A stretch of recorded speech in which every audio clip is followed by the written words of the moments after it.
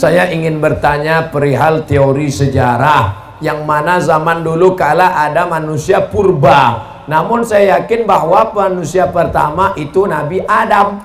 Lalu apakah manusia purba itu benar-benar ada, Pak Ustadz? Adakah ayat Quran atau hadis yang menjelaskan manusia purba?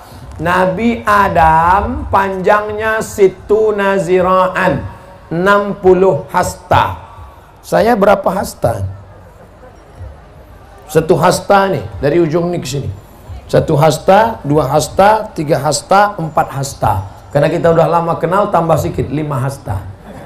Nabi Adam 60 hasta. Kalau begitu Nabi Adam panjang sekali. Lalu kemudian berkurang. Anak saya ini last edition, yang paling kecil. Sedangkan manusia purba itu jutaan tahun yang lalu, dari fosil-fosil yang ditemukan dalam tanah. Sedangkan dari Nabi Adam ke Nabi Muhammad SAW tidak sampai jutaan tahun. Maka kita sebagai orang yang beriman meyakini manusia pertama adalah Adam alaihi salam. Kita bukan evolusi dari makhluk purba, monyet berubah jadi orang. Bukan. Kita bukan monyet. Ada yang mau ngaku dia monyet? Enggak ada. Itu teori dari Darwin punya. Kata Darwin, namanya Charles Darwin, dunia ini isinya air semua, nggak ada tanahnya, air. Lalu air ini disinari cahaya matahari menguap, lalu muncullah tanah. Lalu ikan yang dalam air berevolusi naik ke darat, manjat pokok kayu, berbulu jadi monyet. Monyet tadi berevolusi jadi orang. Ini teori masih diragukan. Kenapa? Karena kalau monyet itu berevolusi, kenapa setelah jadi kita kok nggak berubah lagi? Abdul Somad, kenapa Abdul Somad tidak berevolusi jadi makhluk baru? Pakai namanya gitu? Nggak ada. Ini menunjukkan bahwa manusia bukan evolusi dari monyet, tapi manusia memang makhluk yang berdiri sendiri, diciptakan Allah di surga, lalu dikirim ke dunia. Yang jelas makhluk Allah dua. Wa ma khalaqatul jinna wal insa, jin dan manusia. Maka kita meyakini itu sesuai yang tersebut dalam Quran dan hadis Nabi Muhammad sallallahu alaihi wasallam. Semoga Ustaz selalu dalam lindungan Allah, amin. Bagaimana cara agar usaha kita diberi kelancaran tanpa kita harus cari? Oh, nggak bisa. Oh, masih ada sambungannya. Tanpa harus kita cari pelaris dan selalu diridhoi Allah. Pertama kali masuk warung ketika pagi, yang punya warung jualan, toko, ruko, dagangan di pasar, pertama kali masuk pagi baca Fatihah 1 kali, Qul huwallah 3 kali, Qul a'udzu falak sekali, Qul a'udzu nas sekali, ayat kursi sekali. Saya ulang lagi. Fatihah 1 kali, Qul huwallah 3 kali, Qul a'udzu falak sekali, Qul a'udzu binas sekali, ayat kursi 1 kali. Waktu masuk pertama kali barang dagangan. Masuk bismillahirrahmanirrahim, Fatihah sampai habis. Bukan masuk Fatihah sekali, wallah 3 kali. Bukan itu maksudnya.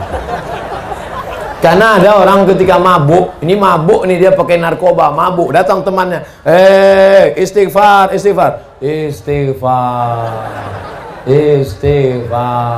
Bukan itu. Kalau disuruh istighfar berarti Astaghfirullah Rabbal baraya, Astaghfirullah minal khataya. Nah, itu baca yang 5 tadi. Itu Ustadz dapatnya dari mana? Kebetulan saya diminta oleh alumni dari para habaib waktu Habib Umar bin Hafiz datang tahun lalu di Hotel Crown.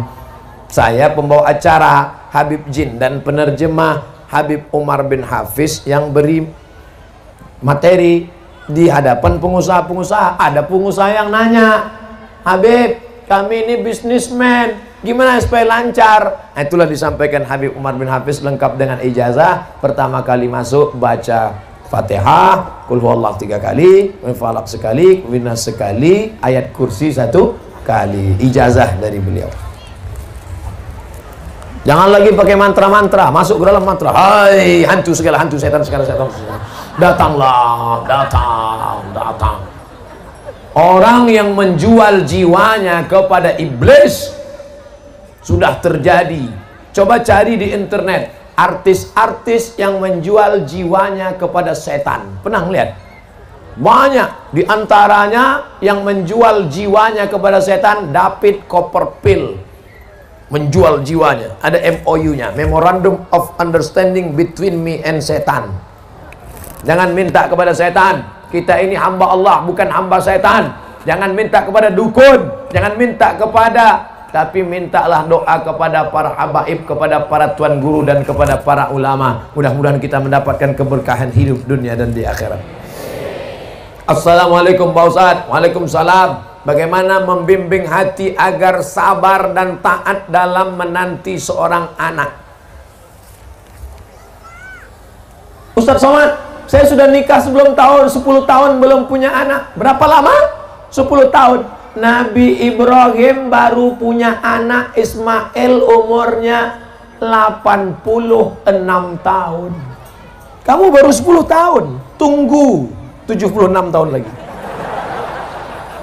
Doanya Rabbi habli minas salihin. Nabi Ibrahim berdoa 86 tahun baru dikabulkan Allah. Nabi Musa tersesat di lembah Tih, berdoa 40 tahun baru keluar. Nabi Muhammad minta pindah arah kiblat dari Baitul Maqdis ke Baitullah sampai wajahnya menengadah ke atas, 17 bulan baru pindah. Ini doa pagi minta kabul sore. Emang ente siapa? Oleh sebab itu, sulitkah bagi Allah membuat engkau hamil? Innama amruhu iza arada syai'an ayyakula lahu kun fayakun. Sudah diponis ini istri mandul, namanya Sarah. Sarah nggak mungkin punya anak, mandul, sudah tua. Tapi apa mau dikata, Allah punya kuasa. Akhirnya Sarah punya anak setelah Nabi Ibrahim berumur 99 tahun. 99 tahun jarak antara Ismail dengan Ishak, 13 tahun. 86 tambah 13, 99. Semua orang mengatakan Sarah mandul, gak mungkin punya anak. Ibrahim nikah sama Hajar, Hajar melahirkan anak Ismail, Sarah melahirkan anak Ishak. Allah punya kuasa. Oleh sebab itu jangan buka cabang dulu. Mana tahu yang pertama ini melahirkan. Kita doakan, mudah-mudahan wala aziban illa zawajtah, yang belum menikah mudah-mudahan ditemukan jodohnya. Wala raghiban illa anjabtah, yang ingin punya anak diberikan anak yang soleh dan solihah. Mudah Allah memberikan anak, saudaraku. Sebetulnya Allah hanya ingin melihat engkau bermunajat di tengah malam berdoa. Orang dulu anaknya 10, pulang dari bajak sawah, makan ikan asin, sambal teri, mati lampu, lahir 10.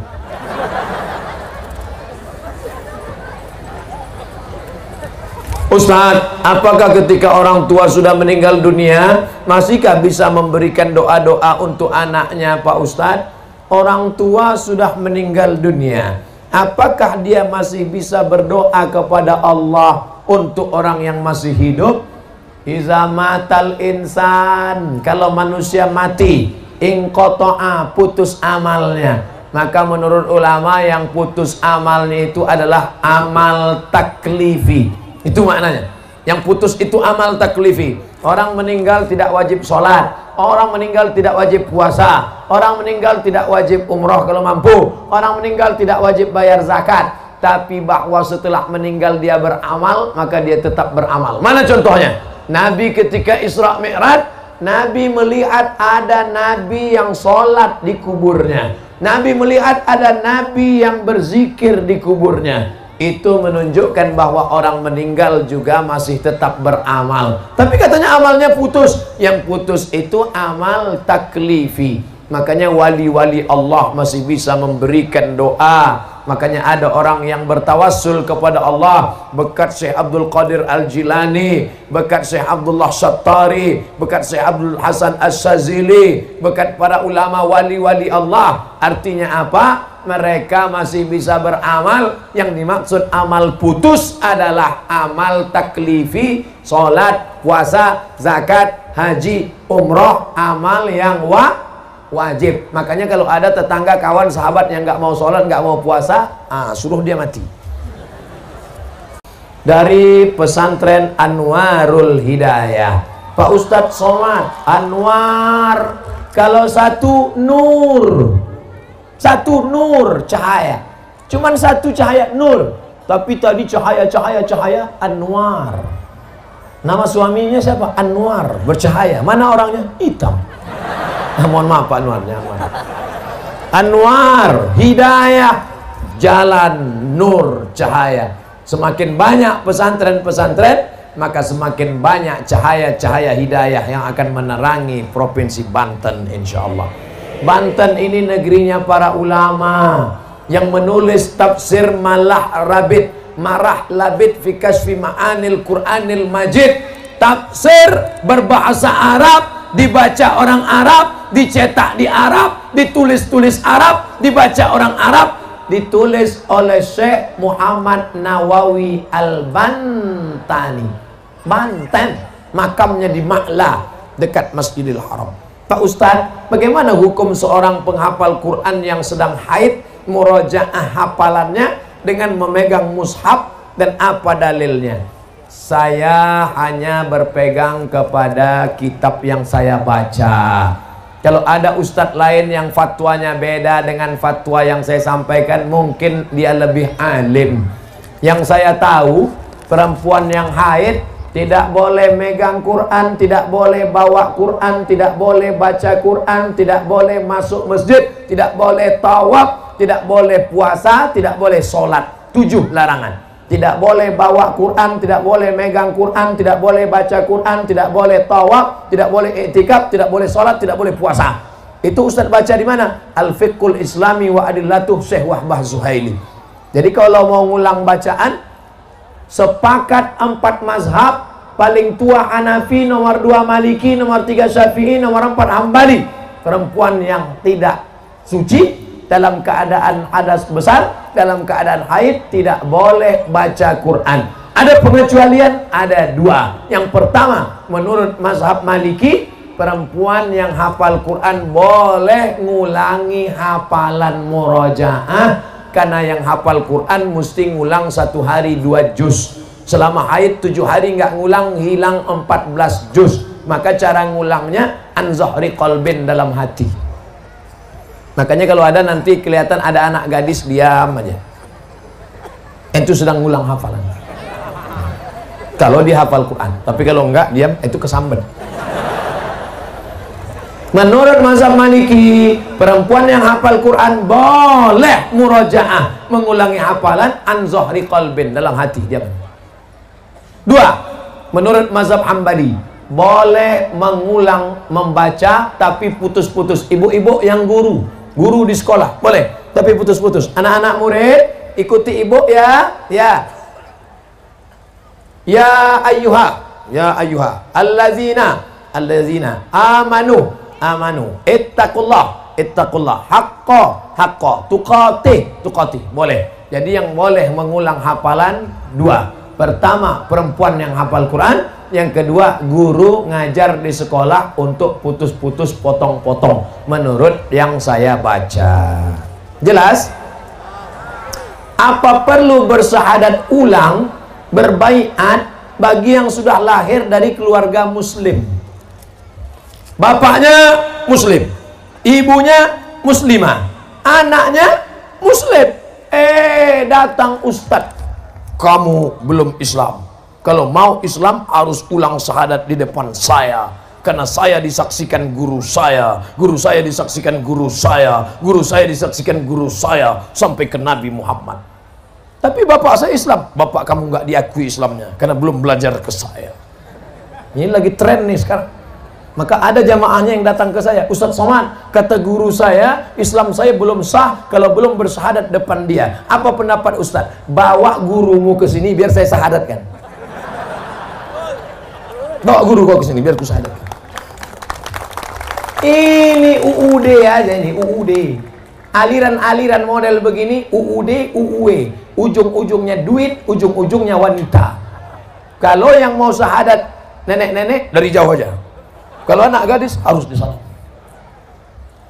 Orang yang sudah bersyahadat, bapaknya Islam, emaknya Islam, tidak pernah diulang Nabi lagi syahadatnya. Yang masuk Islam awal itu yang bersyahadat. Maka kita jangan terkecoh dengan aliran-aliran begini. Insya Allah yang belajar kepada tuan guru, yang belajar pada kiai, yang belajar di pondok pesantren, dia tidak terkecoh, tidak terpukau, tidak pusing dengan yang begini-begini. Tapi yang tidak pernah belajar di pesantren, yang tidak pernah belajar Al-Quran, yang tidak pernah belajar ilmu agama, dulu SMP, SMA, kuliah, sarjana, nggak pernah belajar agama, tiba-tiba datang yang begini, dia pusing.